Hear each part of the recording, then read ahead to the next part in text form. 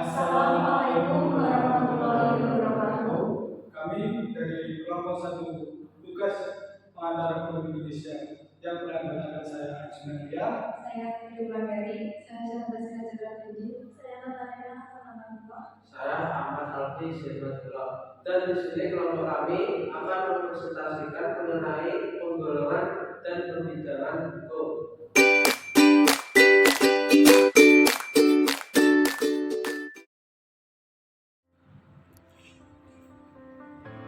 Dan di sini saya akan menjelaskan mengenai penggolongan hukum. Menurut Kansil adalah seorang tokoh yang menerbitkan buku pengantar hukum di Indonesia. Dan penggolongan hukum menjadi 6 bagian. Yang pertama menurut bentuknya, menurut tempat berlakunya, yang ketiga menurut waktu berlakunya, dan keempat menurut fungsi dan cara mempertahankan, dan kelima menurut sumbernya, dan terakhir menurut atau daya kinerja dalam sanksinya.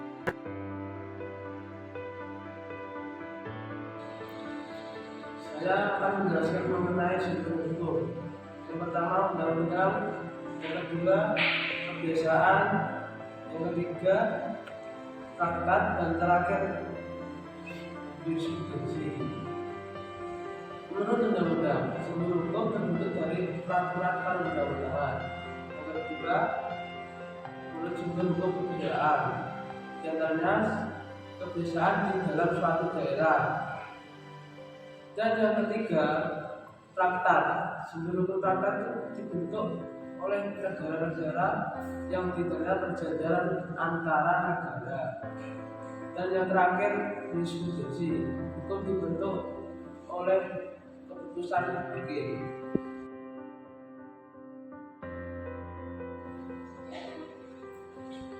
Yang kedua adalah hukum menurut bentuknya, dibagi menjadi dua. Yang pertama adalah hukum tertulis, yakni hukum yang tercantum dalam berbagai peraturan perundang-undangan. Contohnya ada Undang-Undang Dasar 1945, KUH Perdata, dan KUH Pidana.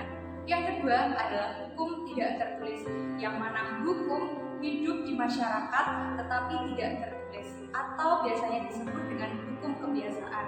Contohnya adalah adat istiadat, tradisi, etika, dan moral. Yang ketiga adalah menurut tempat berlakunya, dibagi menjadi 4. Yang pertama adalah hukum nasional, yang mana hukum berlaku pada suatu negara. Contohnya jika di Indonesia adalah Undang-Undang Dasar 1945, KUH Pidana, dan KUH Perdata. Yang kedua adalah hukum internasional, yang mana hukum mengatur tentang hubungan dunia internasional. Contohnya adalah Konvensi Eropa tentang Hak Asasi Manusia, Perjanjian Westphalia. Yang ketiga adalah hukum asing, hukum yang berlaku di negara lain. Contohnya tentang hukum kewarganegaraan dan hukum perang. Yang terakhir adalah hukum gereja, yakni norma-norma yang ditetapkan gereja untuk para anggotanya.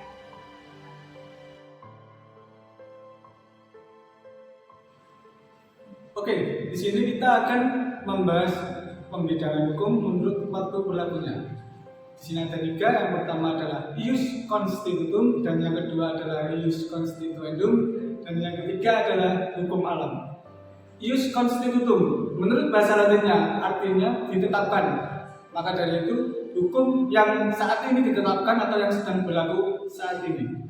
Dan yang kedua adalah ius constituendum, menurut bahasa Latinnya adalah yang dicita-citakan, yaitu berarti hukum yang sedang dirancang atau dibuat dan akan ditetapkan di masa depan. Dan yang ketiga adalah hukum alam, yaitu hukum yang tidak mengenal waktu, tidak mengenal tempat, tidak mengenal bangsa. Semua yang manusia masuk dalam hukum alam ini, dan sifatnya adalah abadi, jadi selama-lamanya. Menurut fungsinya, pembidangan hukum menurut fungsinya dibagi menjadi 2. Yang pertama adalah hukum material, dan yang kedua adalah hukum formil. Hukum material adalah hukum yang mencakup larangan-larangan, hak-hak, dan kewajiban-kewajiban yang harus dilakukan oleh seseorang supaya tidak terkena sanksi dan tindak pidana yang sudah diatur dalam hukum material. Dan hukum formil adalah hukum yang berisikan bagaimana tata cara, step by step supaya tercapainya hukum material, sehingga di situ mengatur keseluruhan bagaimana syarat-syarat supaya hukum material bisa tercapai, bagaimana syarat-syarat supaya hukum material bisa masuk dalam kategori hukum material.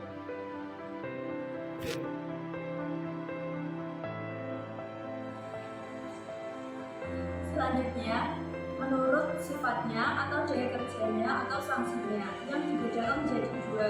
Yang pertama, hukum yang memaksa, dan yang kedua, hukum privat. Hukum yang memaksa adalah aturan hukum yang dalam keadaan konflik yang tidak dapat dikesampingkan oleh perjanjian yang diadakan oleh kedua pihak. Dengan kata lain, aturan hukum yang tidak boleh atau tidak dapat dilaksanakan atau diikuti oleh kedua pihak. Selanjutnya, hukum privat. Hukum privat adalah hukum yang mengatur kepentingan perseorangan. Adapun perbedaan yang menjadi dasar hukum yang memaksa dan hukum privat adalah kepentingan. Hukum yang mengatur kepentingan umum adalah hukum publik, dan hukum yang mengatur perseorangan adalah hukum privat.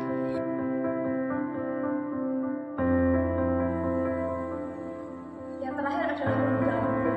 Perbedaan hukum adalah pengelompokan atau pembukuan jenis-jenis hukum tertentu dalam kitab undang-undang secara sistematis dan lengkap. Yang selanjutnya adalah sistem hukum atau perbedaan hukum hanyalah civil law. Civil law adalah sistem hukum peradilan merujuk kepada hukum yang diapresiasi oleh negara dan terkodifikasi.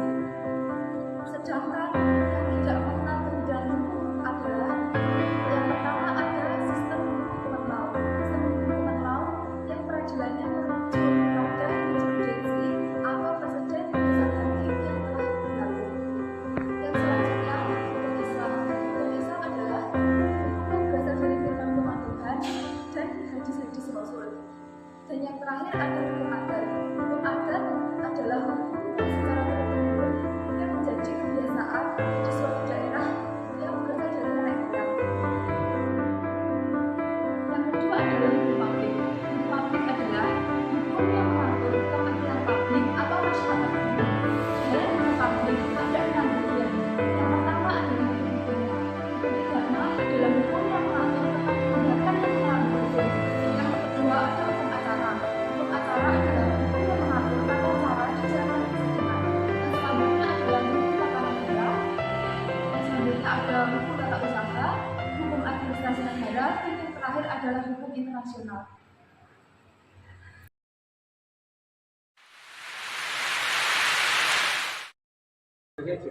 Sekian presentasi dari kelompok kami, kurang lebihnya kita mohon maaf, semoga bisa menambah wawasan kalian semua. Kami ucapkan Wassalamualaikum warahmatullahi wabarakatuh.